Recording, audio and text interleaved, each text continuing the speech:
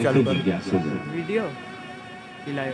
उत्तिष्ठत जागृत प्राप्त वराणि बोध अर्थात अनादिकाल से अविद्या की घोर कैसे निद्रा हो में गया वहाँ? रहने वाले दिव्यजियों हाँ। उठो, जागो और किसी श्रेष्ठ महापुरुष की शरण होकर के आत्मा राम को जानने का प्रयास करो। वही आत्मा राम जो घट घट में विराजमान है, वही आत्मा राम जो हम सबके भीतर विराजमान है, और यही मानव जीवन का परम चरम लक्ष्य है। कल की कथा में आप सभी ने श्रवण पान किया किस किस प्रकार श्रोता और वक्ता दोनों गंगा के तट पर सुखताल पर पहुंचते हैं। पंखा वाले कहाँ जा? राजा परीक्षित को श्राप लगी है कि 7 दिनों के अंदर 7 दिनों में परीक्षित तुम्हारी मृत्यु सर्प के डसने से होगी। 7 दिनों में सर्प के डसने से तुम्हारी मृत्यु होगी, ऐसा परीक्षित को श्राप लगा। सर्प के डसने से जिसकी मृत्यु हो वो प्रेत योनि में जाता है, अल्पकाल की मृत्यु कही गई है। और उनके जो पूर्वज स्वर्ग में गए हों वो पुनः वापस नरक में आ जाते हैं, ऐसी मान्यता है। परीक्षित ने विचार किया, कहे कि 7 दिन मेरे पास समय है जिसमें मैं अपनी मुक्ति का मार्ग बनाना, सब कुछ राजपाट छोड़ करके जन्मेजय को सौंप करके, अपने पुत्र जन्मेजय को सौंप करके परीक्षित कहाँ पहुंचे हैं? गंगा के तट पर। गंगा के तट पर सुखताल पर पहुंचे हैं और वहां सभी संत महात्मा पहुंचे हुए हैं। सबसे उनका एक ही प्रश्न है कि मेरी मृत्यु 7 दिन में होने वाली है, 7 दिनों में मुक्ति का कोई मार्ग हमको बतावे, कुछ ऐसा उपाय बतावे जिससे 7 दिन में हमारी मुक्ति हो जाए, ऐसा कोई उपाय करें। किसी के पास कोई उपाय नहीं मिल रहा है, परंतु परम श्रद्धेय परमहंस श्री सुखदेव जी महाराज का जब आगमन हुआ, परीक्षित ने उनकी पूजा करी और हाथ जोड़ करके केवल एक ही प्रश्न उनसे पूछे हैं। कहे, प्रभु अतः पृच्छामि संसिद्धिं योगीनां परमं गुरुं पुरुषं येह यत्कार्यं म्रियमाणस्य सर्वथा। म्रियमाण व्यक्ति को क्या करना चाहिए? जिसकी मृत्यु होने वाली हो उस व्यक्ति को क्या करना चाहिए, वह आप हमसे बताइए, वह आप हमसे कहिए। ये प्रश्न केवल परीक्षित का ही नहीं बल्कि हम सबका भी प्रश्न है, क्योंकि एक दिन मृत्यु जो है अटल सत्य है, सबको प्राप्त होनी है। कहा गया है कालव्याल मुखग्रासो, सब काल के मुख में ग्रास बने हुए बैठे हैं। ये प्रश्न हमारा भी है। 7 दिन में सबको जाना है, 8वां तो कोई दिन ही नहीं है। 7 दिनों में सबको जाना है, रवि सोम मंगल बुध गुरु शुक्र शनि चतुर्वेद, 7 दिनों में सबको जाना है। ये प्रश्न हमारा भी है कि म्रियमाण व्यक्ति को क्या करना चाहिए। तभी परीक्षित से परम श्रद्धेय सुखदेव जी महाराज कहते हैं कि राजन, म्रियमाण व्यक्ति को एक ही काम करना चाहिए कि श्वास श्वास पे कृष्ण भजे, वृद्धा श्वास झनि खोई। ना जाने यह श्वास का आवन हो न हो, श्वास श्वास में कृष्ण भजी, अवृथा श्वास जनि खोई। एक श्वास भी वृथा ना खोए, श्वास श्वास में कृष्ण भजी, उनका नाम लेते रहे, उनसे प्रीति रखें, उनसे प्रेम जोड़ लें। क्योंकि मृत्यु तो अटल सत्य है, मृत्यु तो होनी ही है, परंतु मृत्यु के भय से अगर कोई रक्षा कर सकता है तो वो केवल कृष्ण है। उन कृष्ण से अगर हम संबंध जोड़ लें तो मृत्यु की भय से निश्चित रूप से हमारी रक्षा होती है, मुक्ति का मार्ग बनता है। उनसे ही रिश्ता जोड़ लें, उनसे एक संबंध जोड़ लें, उनसे एक नाता जोड़ लें। जिनका भाई न हो या हो तब भी उनसे कहें कि गोविंद, दीन बंधु दुख हरता, तुम ठाकुर मेरे। डर लग गया, कैसे बता ये दीनों के बंधु, दीनों के भाई प्रभु, दीन बंधु दुख हरता, तुम ठाकुर मेरे, तुम रक्षक मेरे, आप ही मेरे रक्षक हो। क्योंकि मृत्यु के भय से रक्षा करने वाले केवल गोविंद हैं। एक बात बताओ, इनके तो पति, हमारा भी कोई पति है? क्यों सियाराम भैया, आपके कोई पति है? अरे इनके तो हैं, छोटे महाराज के, हमारे उनके भी हैं, है ना? हम सबके पति हैं। टाइट कर, टाइट ढीला टाइट कर। पति का अर्थ होता है पात इति पति, जो भय से रक्षा करे वही सच्चा पति होता है। भय से रक्षा करने वाला ही पति होता है, और मृत्यु के भय से अगर कोई रक्षा करने वाले हैं तो वो प्रभु हैं, वो गोविंद हैं। इसलिए उनको हम सभी कहते हैं कि प्रभु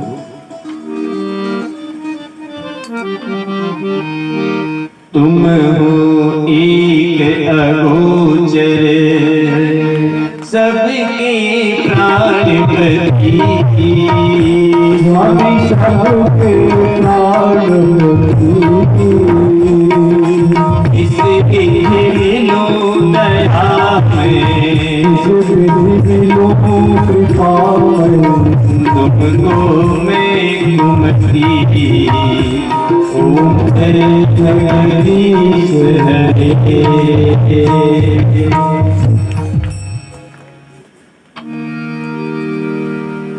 तुम हो एक अगोचर, सबके प्राणपति। अगोचर अर्थात आ मने नहीं, गो माने इंद्रिय, चर मने आना और जाना। जहां तक हमारी इंद्रियां नहीं पहुंच पाती प्रभु, वहां आपका निवास है। तो इंद्रियां कहां तक पहुंचती है? तो बोले अगम अगोचर जह लग जाई, और सो सब माया जान्यू। भाई वो जितना दूर तक हम देख रहे हैं सब क्या है?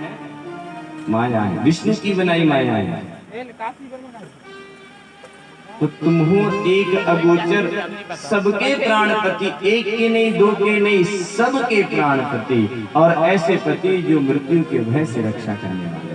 कहे परीक्षित उनकी शरण हो जा, उनसे संबंध जोड़ ले।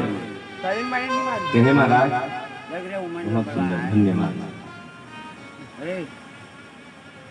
एक बात बताइए कि मन तो बहुत चंचल है, मन जो है वो बड़ा चंचल है, उनकी भजन में ये मन कैसे लगेगा? कहते हैं ना कि मन को बकरी की उपाधि दी गई, मन को बकरी की उपाधि दी गई। बकरी जिस प्रकार चंचल होती है, उसी प्रकार ये मन भी बहुत चंचल होता है। ये मन बड़ा चंचल है, कैसे तेरा भजन करूं, जितना इसे समझाऊं, जितना इसे समझाऊं, उतना ही मचले जाए राधे तेरे चरणों की, श्यामा तेरे चरणों की। कह महाराज ये मन बहुत चंचल है, ये भजन में कैसे लगेगा, ये कथन में कथा में कैसे लगेगा। तो कहे राजन, उसके लिए 4 बातों का ध्यान रखना आवश्यक है। श्रीमद् भागवत में परीक्षित को सावधान करते हुए परम श्रद्धेय सुखदेव जी महाराज कहते हैं कि ठाकुर जी के चरणों में मन लगाने के लिए 4 बातें आवश्यक है। तो बोले वो कौन सी 4 बातें हैं महाराज? तो सुखदेव जी महाराज कह रहे हैं, जितासनो जित श्वासो अजित संगो जितेन्द्रियः, न जाने स्थूले भगवतो रूपे मनः संधारयेत् यः। जितासनो जितश्वासो, सबसे पहले जितासन, आसन को जीतो। एक जगह एक आसन जिसमें आपको बैठने में परेशानी न हो, उस आसन को आप साध लो, उस आसन पर बैठो। अधिक देर तक बैठने का एक अभ्यास करो, राजन जितासन। दूसरा जितश्वासो, जितासनो जितश्वासो, कहे श्वास को भी जितना है, श्वास में भी संयम होना चाहिए। तो श्वास में संयम के लिए क्या करें? बोले प्राणायाम करें। प्राणायाम आवश्यक है श्वास में अगर संयम करना है। प्राणायाम क्या होता है? पूरक, कुंभक और रेचक, है ना। 3 पद्धति से ये अंगूठे से दाहिना नासिका का छिद्र बंद करके इस नासिका से श्वास लें, ये पूरक की पद्धति हो गई।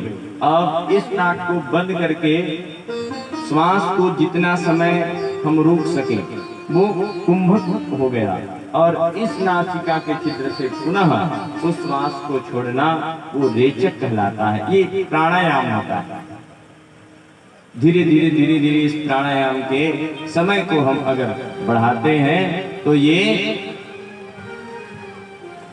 श्वास पर हमारा वश होता है।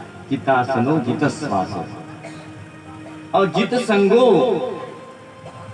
क्योंकि प्राणायाम से देखो मनो निग्रह के लिए प्राणायाम का अभ्यास करना बहुत आवश्यक है। मन की शांति के लिए ये प्राणायाम को करना बहुत आवश्यक है। अच्छा, जित संगो, असंग का त्याग करो और सत्संग करो, असंग रहो, अधिक समय तक एकांतवास में रहने का प्रयास करो। ये और देखो जिस प्रकार नारियल रहता है, सूखा नारियल और गीला नारियल, 2 प्रकार के नारियल हमको मिलते हैं। सूखा नारियल भी गीला उस नारियल के अंदर रहता है, गोला है ना। वो गोला जो रहता है वो चिपका नहीं रहता, उसकी आसक्ति नहीं होती महाराज, वो किसी का संग नहीं करता, वो अकेले रह जाता है ना। इसलिए जब नारियल को हम तोड़ते हैं तो वो भेला जो है सुरक्षित रहता है, टूटता नहीं है। क्योंकि उसको किसी के प्रति आसक्ति नहीं है। और एक तरफ देखें हम गीला नारियल, तो गीला नारियल जब हम तोड़ते हैं तो चूंकि वो नारियल का जो भीतर एक और गोला रहता है, लेकिन वो गोला जो है वो आसक्त रहता है, चिपक जाता है। और जैसे हम गीला नारियल को तोड़ते हैं तो उसके साथ वो अंदर वाला गोला भी टूट जाता है, क्योंकि उसकी आसक्ति। ठीक उसी प्रकार अगर हम अनासक्त रहे, असंग रहे, अधिक किसी के प्रति हमारी आसक्ति न हो, तो हम नहीं टूटेंगे।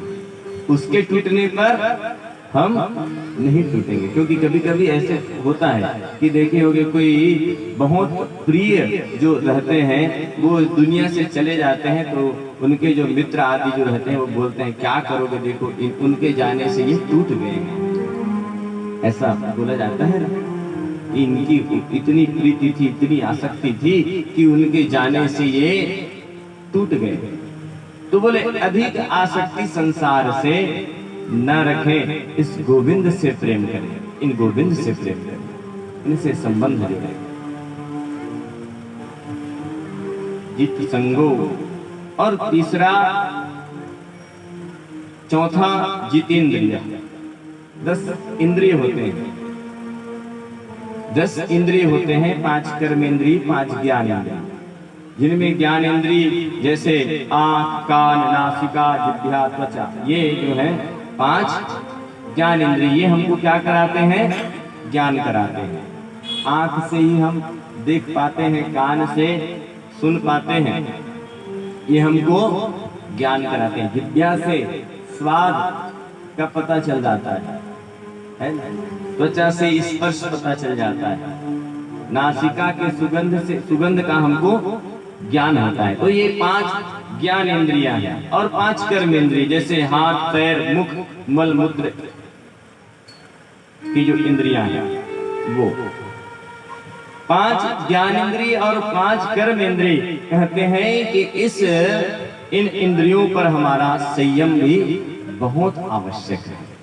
जिनका इंद्रियों पर संयम नहीं है, जिनका इंद्रियों पर संयम नहीं है, वो कभी ध्यान नहीं लगा सकते। उनका ध्यान, उनका चित्त कभी एकाग्र नहीं हो सकता। ये इंद्रियों पर संयम। इंद्रियों को अश्व कहा गया है। अश्व माने घोड़ा। इंद्रियों को अश्व कहा गया है, गाते भी हैं।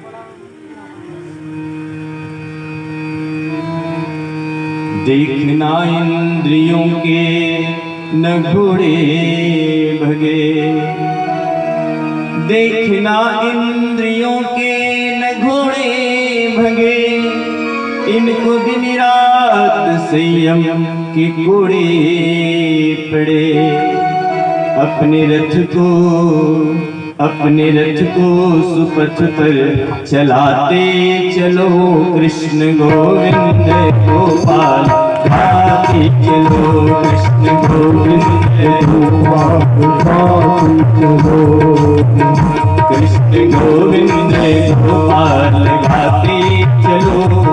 रथ को सुपथ पर चलाते चलो, कृष्ण गोविंद गोपाल गाते चलो, रथ को सुपथ पर चलाते चलो, कृष्ण गोविंद गोपाल गाते चलो। मन विषयों के विष से हटाते चलो, कृष्ण गोविंद गोपाल गाते चलो, रथ को हटाते चलो।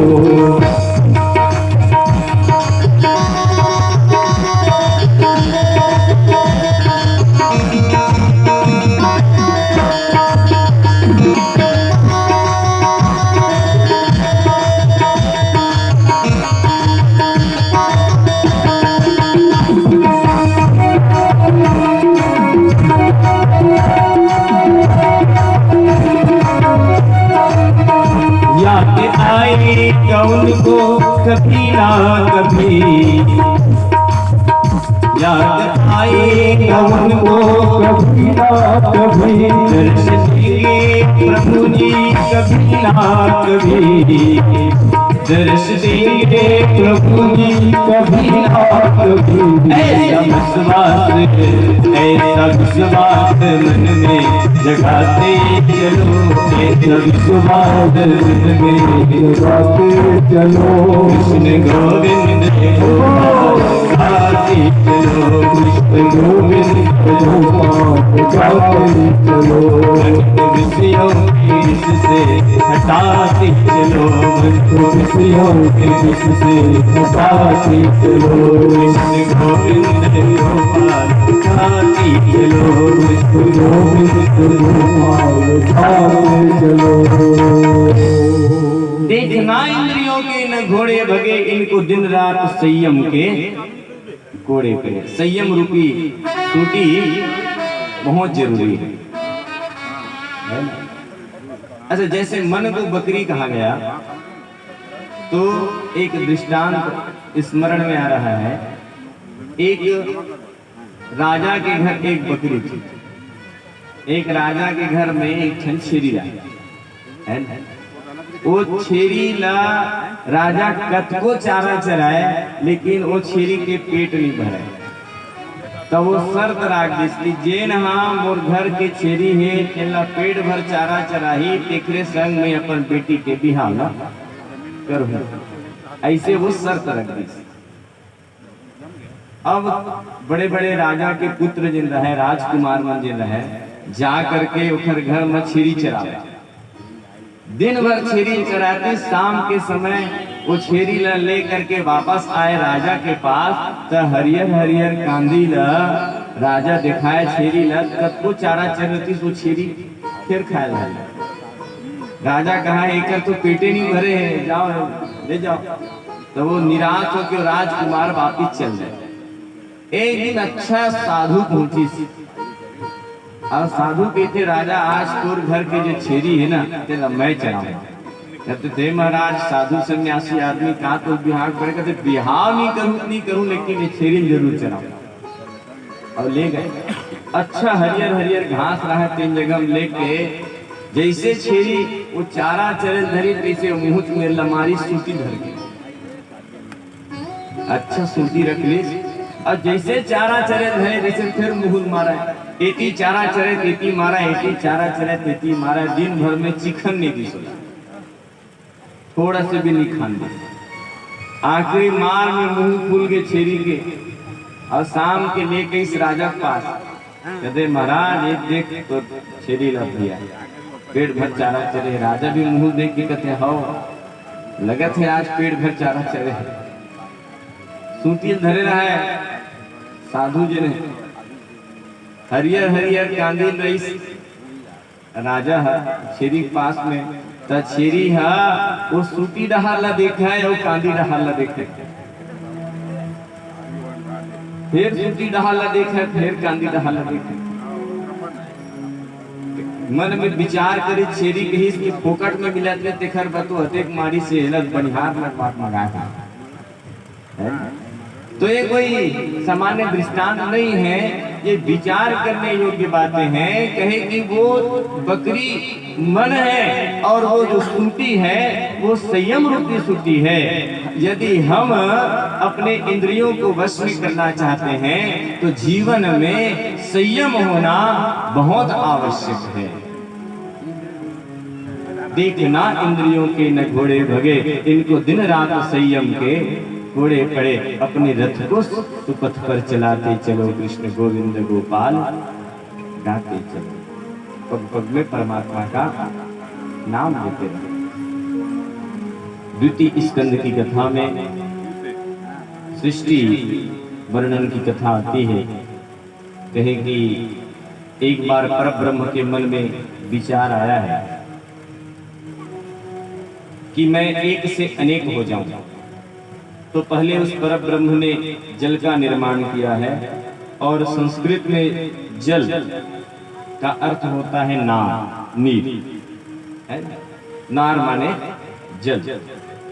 अब नार में उसने एक अयन बनाया जिससे वे नारायण हो गए। अयन अर्थात मकान बनाया, रहने की जगह बनाई शेषनाग के द्वारा। तो नार माने जल और अयन करता, और उसका नाम पड़ गया नारायण। बोली लक्ष्मी नारायण भगवान की। नारायण, और नारायण की नाभि कमल से ही ब्रह्मा जी का प्रादुर्भाव होता है। नारायण की नाभि कमल से ब्रह्मा जी का भी प्रादुर्भाव होता है। ब्रह्मा जी ने उस जब वहां नाभि कमल से प्रकट हुए तो उन्होंने विचार किया कि मैं कहां से आया हूं। तो उस नाल पर वो नीचे जाते गए, नीचे जाते गए। जब कोई और छोर नहीं मिला तो वहां से फिर ऊपर आया, और ऊपर आकर के ब्रह्मा जी को दो शब्द सुनाई दिया, त और प, कि तप करो। तब उन्होंने तपस्या करी, और ब्रह्मा जी जो हैं जब तप किए तो उनको आदेश हुआ कि सृष्टि की रचना करो। चतुश्लोकी भागवत जिसको हम कहते हैं, नारायण ने ब्रह्मा जी से कहे हैं। ये वही चतुश्लोकी भागवत है जिसको नारायण ने ब्रह्मा जी से, ब्रह्मा जी ने नारद जी से, और नारद जी जो है व्यास जी को ये 4 श्लोक सुनाए हैं चतुश्लोकी भागवत। और व्यास जी ने उस 4 श्लोक का विस्तार 18,000 श्लोकों में इस श्रीमद् भागवत की ग्रंथ के रूप में हम सबके समक्ष रख दिया।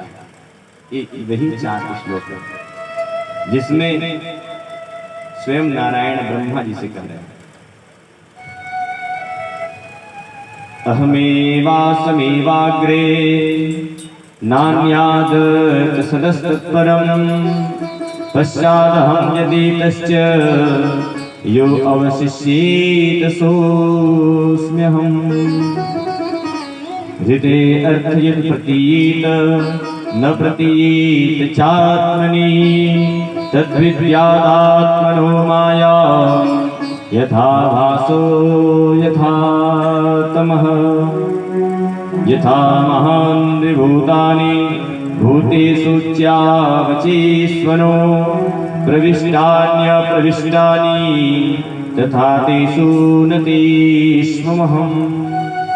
एतावदेव जिज्ञास्यं तत्र जिज्ञासुनात्मनः अन्यक्तिरेकाभ्याम् यस्यात् सर्वत्र सर्वदा। इस प्रकार ये चतुश्लोकी भागवत है। 4 श्लोकों में श्रीमद् भागवत स्वयं नारायण ने ब्रह्मा जी से उपदेश कर दिया है, जिसमें परमात्मा श्री नारायण कहते हैं कि सारी सृष्टि में केवल मैं था। सृष्टि के बनने के बाद भी मैं रहता हूँ, और सृष्टि के बिगड़ने के बाद जो बचता है वो भी मैं ही होता हूँ। इसीलिए तो सिया राम मैं सब जग जानी करहूं प्रणाम, जोर जुग पानी जड़ चेतन जग जीव जत सकल राम मैं जान। अब बंदो सबके पद कमल सदा जोर जुग पान कहा जाता है, क्योंकि ये सारी सृष्टि की रचना किससे हुई है? तो साक्षात परमात्मा का ये स्वरूप है। जिस प्रकार 1 किलो सोने का ईंट है, अब उसमें ठाकुर जी के 1 किलो सोना जो है उसमें 5-7 गहने बन गए। नाक का बन गया, कान का बन गया, है ना, नथनी बनाए, कंगन बनाए, बाजूबंद भी बना लिया। तो वह सब सोना ही है ना। वह जो गहना बना है वो कुछ और तो नहीं है। नाम भले उसको मिल गया, ये कान का है, ये नाक का है, ये कंगन है, उसको एक नाम भले मिल गया, लेकिन उसका वास्तविक रूप क्या है? उसको सोना ही कहेंगे, क्योंकि वो सोने से ही बना है। उसी प्रकार परमात्मा से ही ये सारी सृष्टि बनी है। स्वयं परमात्मा कह रहे हैं अहमेवासमेवाग्रे, पहले भी मैं था। सृष्टि के बिगड़ने के बाद जो बचता है वो भी मैं हूँ, और सृष्टि के बनने के बाद भी जो रहता है वो मैं हूँ। सृष्टि के बिगड़ने के बाद भी जो बचता है वो मैं ही होता हूँ। इस प्रकार इस चतुश्लोकी भागवत का उपदेश नारायण ने ब्रह्मा जी से किया। अब ब्रह्मा जी को आदेश मिला है कि सृष्टि करो, तो उन्होंने सबसे पहले 4 मानस पुत्र, इनको सनक सनंदन सनकादिक ऋषि हम लोग कहते हैं, 4 भाई है ना, इनको प्रकट किए और कहे कि सृष्टि करो।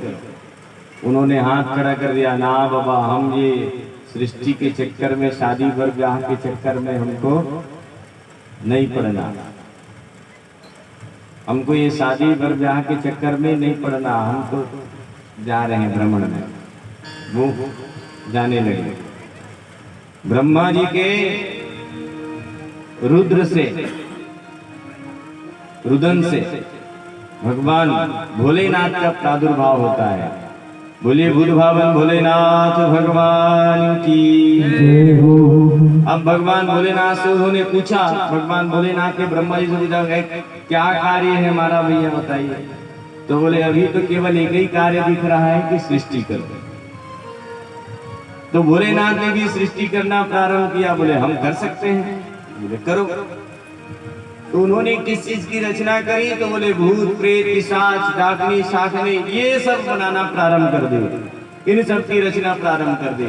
तो एक ने देखा, भूत ने कहे वो कमलनाथ पे कौन बैठा है? बोले दौड़ा खाने के लिए ब्रह्मा जी को। बोले अरे भैया तुम्हारा सृष्टि रोक दो, रोक दो। बोले ब्रह्मा जी बोले भगवान भोलेनाथ को ये सृष्टि रोक दो, ठीक नहीं है। अब आपका काम है संहार करना, सृष्टि का कार्य हम देख लेंगे। अब ब्रह्मा जी जो हैं वो फिर 10 मानस पुत्र उनके ब्रह्मा जी के, और फिर मैथिली सृष्टि का आरंभ जो है वो स्वयंभू मनु और शत्रुपा से प्रारंभ होता है। भागवत में ब्रह्मा जी के दाहिने अंग से स्वयंभू, बाएं अंग से मनु, स्वयंभू मनु और शत्रुपा का प्रादुर्भाव होता है। और मनु शत्रुपा के 5 संतानें होती हैं, आकुति, देवहूति और प्रसूति। 2 पुत्र उत्तानपाद और प्रियव्रत। इस प्रकार 2 पुत्र, 3 कन्याएं और 2 पुत्र, 5 संतानें स्वयंभू मनु शत्रुपा के भागवत जी में कहे गए।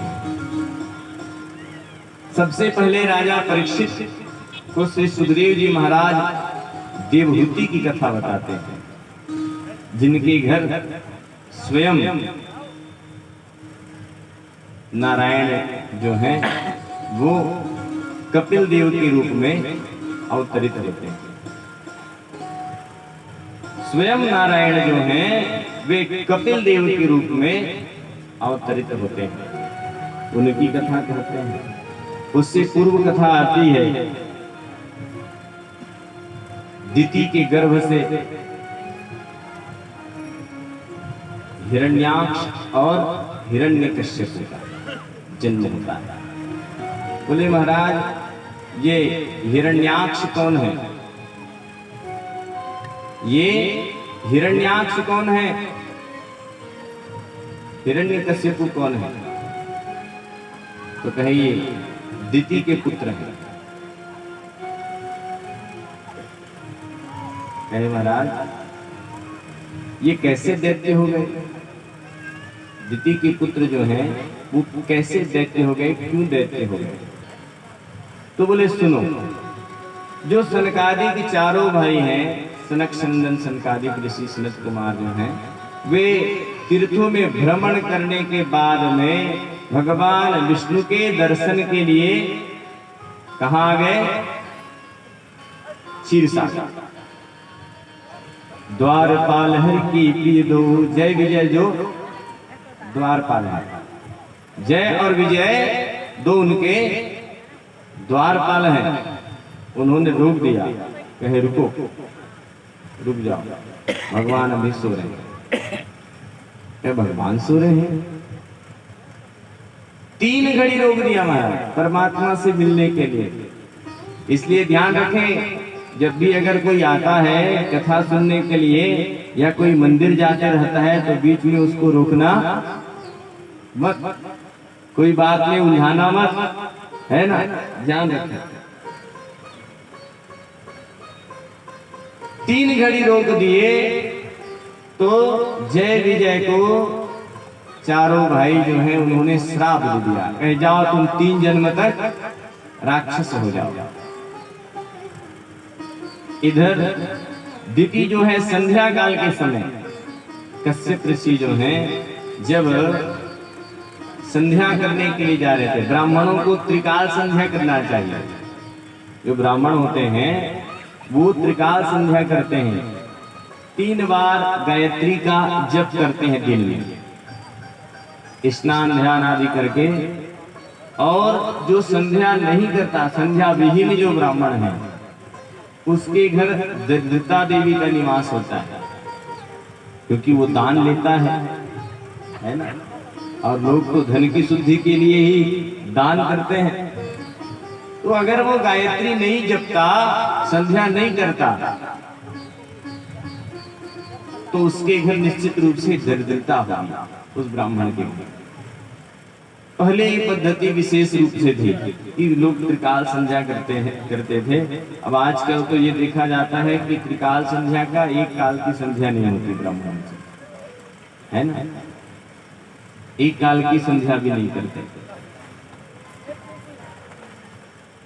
संध्या करने के लिए जा रहे थे संध्या कालीन समय में, उसी समय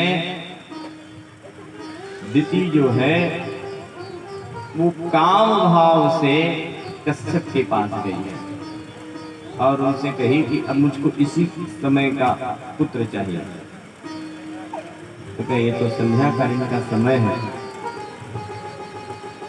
उचित नहीं है। उसके बाद भी त्रियाहट के चलते जब दिति गर्भवती रही, काम के शांत होने के बाद उसने पछतावा किया। कश्यप ने कहा कि अब पछताने से कोई फायदा नहीं है, समय का तो जो है प्रभाव रहेगा ही। ये तुम्हारे जो दोनों जो पुत्र होंगे ना, 2 पुत्र होंगे तुम्हारे गर्भ से और दोनों नक्सलाइट होंगे। हाँ,